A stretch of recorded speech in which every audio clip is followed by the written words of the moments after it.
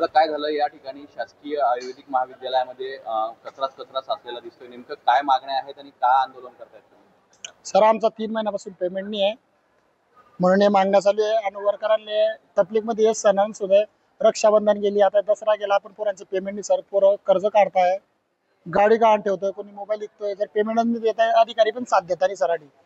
अधिकारीला problem विचारायला जावं तर ते मालकाकडे बोट डावता, मालकाकडे सांगतात, ते म्हणतात की पेमेंट पास झाले नाही, कोणी पेमेंट करायला तयार नाही.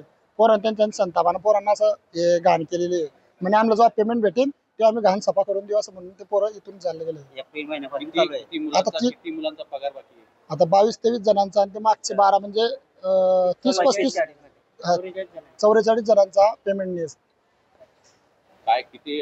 काय मागण्या आहेत अजून तुमच्या? दुसरं काही नाही सर, फक्त पेमेंट रेग्युलर व्हावं, दुसरं काही मागणी नाही सर. पेमेंट जर रेग्युलर झाला तर आमचं काहीच म्हणणं नाही. PFSI सगळं चालू करून द्या, आमचं काही म्हणणं नाही. कोणाचा ठेका आहे इथं? स्मार्ट सर्व्हिसेस ते म्हणता कोणी मंत्री लोकांचं ठेका, आता ते आम्हाला काही माहित नाही, आता ते इतकं माहित नाही आम्हाला. ते फक्त आम्हाला स्मार्ट सर्व्हिसेस मध्ये यांना टाकून दिलंय 22 जणांना, आम्ही केलेलं आहे. आता ते पेमेंट द्यायलाच तयार नाही. किती महिन्यापासून पेमेंट? आता 3 महिने झाले पेमेंट नाही. आता 3रा महिना भरला, आता 4था लागून गेला. आणि वर्क आता 11,000वर काय करते नाडी, पेमेंट होत नाही सर लवकर.